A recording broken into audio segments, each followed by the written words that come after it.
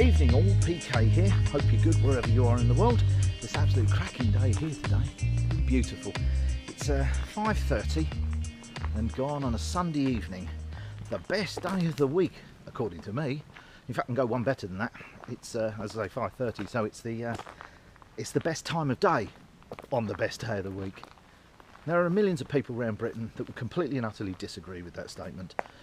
They would view Friday at about 6 or 7 o'clock in the evening as the best day of the week because the weekend starts here. 2 days of enjoyment, which I can thoroughly understand.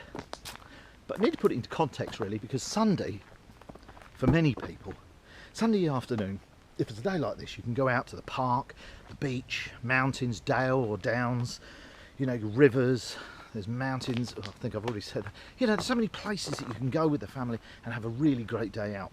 But come tea time, it's time to get ready to go back, because it won't be too long before you get ready for the big commute. Tomorrow is the beginning of the working week, Monday. Or, if you're very young, it's the beginning of the school week, the school run. So you've got to get your clothing ready, you need to get everything prepared, probably an early night. And that's how we live in this country. For me, it's slightly different because I'm an off-gridder and a van lifer.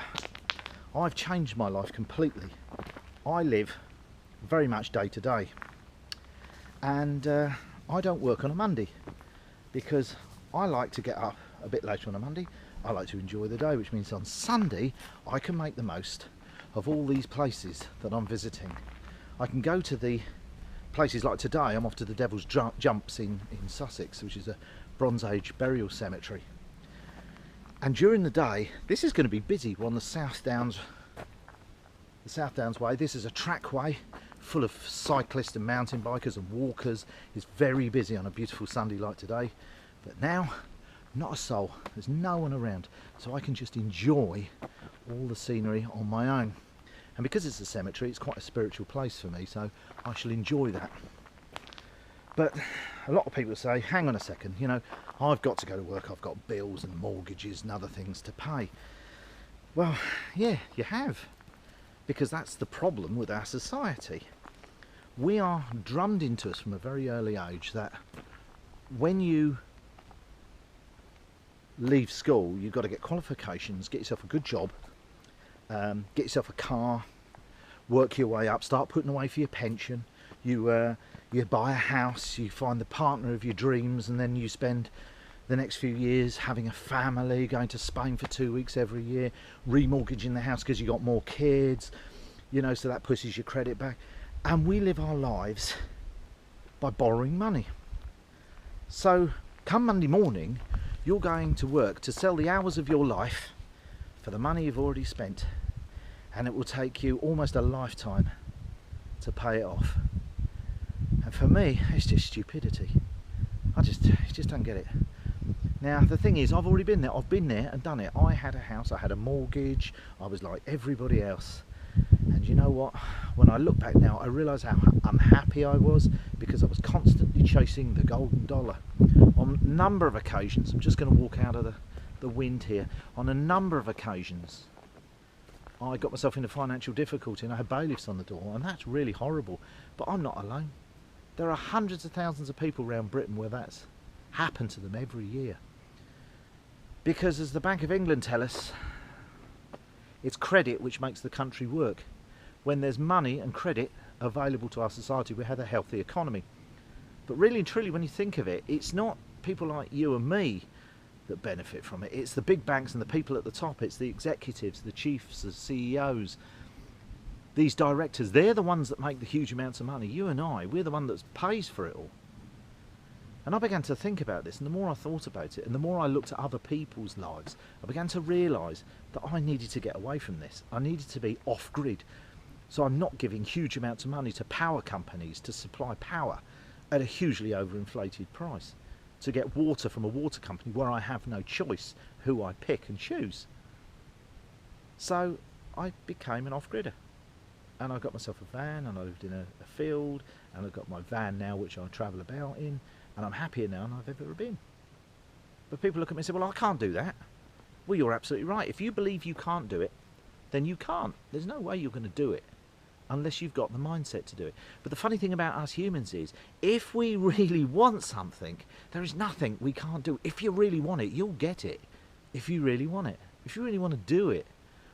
I really wanted to do this. I still have credit. I still have debts, and I'm getting rid of them. And eventually, in the next 18 months, 2 years, they will all be gone. But because I don't have to earn huge amounts of money, I don't work all the time. Now, I have my own business. I pick and choose the days I want to work. I could work 7 days a week, and I could earn a huge amount of money. But I don't. Because what good is it to me if I was to die next week? The important thing is I'm living my life now and enjoying the countryside, enjoying walking. I travel, I see things. I don't miss out. I still go to the pub. I'm meeting my mate Greg tomorrow and his missus, and we're going for dinner. I still go to places. I still do some amazing things. And I meet up with friends within the van life community. And the amazing thing is, us van lifers are beginning to come together more and more and more into groups. And we support each other and help each other. And it's great to have like-minded people that you can live with and work with. And that's absolutely fantastic. So for me, Sunday night is the best night of the week because I've made it that way. For millions, it's one of the worst nights of the week because tomorrow you've got to go to work to sell your life to an employer. In a lot of cases, they don't really care. They just want the hours, not interested in you. And that's really sad. So there we go. As I say, I'm on the South Downs. I'm going to the Devil's Jumps. I have actually arrived. So as I'm here, do you want a quick look and see what I'm doing? Come on, have a look. It's pretty cool. Well, this is it. This is the Devil's Jumps.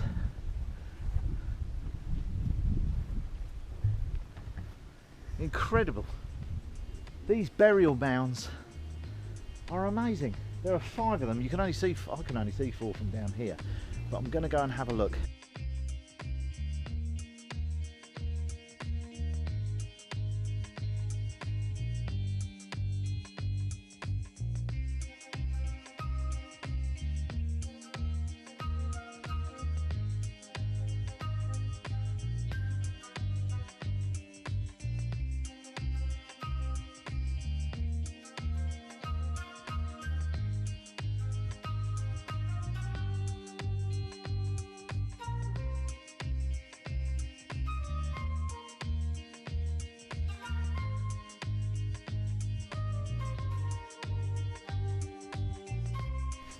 So there we have it, end of another beautiful Sunday. It's the end of the summer, beginning of autumn.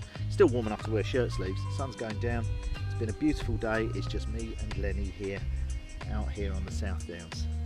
So we're going to go back to the van, we're going to have some food, and I think I've got a small bottle of beer, which we shall enjoy together. So thank you very much for watching. I hope you found it enjoyable, informative, and thank you for listening to me pontificating. I do rather a lot of that. If you are an off-gridder, you'll understand exactly where I'm coming from. If you're thinking of off-gridding, then my suggestion would be to speak to people on the internet. There's plenty on YouTube and Facebook and other places like that. Talk to people, ask questions, because off-gridding is not always a bed of roses. You know, when it's very cold and wet on a Sunday and you're stuck in your van, it's a different ball game from today. But you know what? The pros definitely outweigh the cons. And although never say never, I can't see me going back. I'm enjoying my life at the moment. It is fantastic, and I am virtually debt-free. So once again, thank you very much for watching.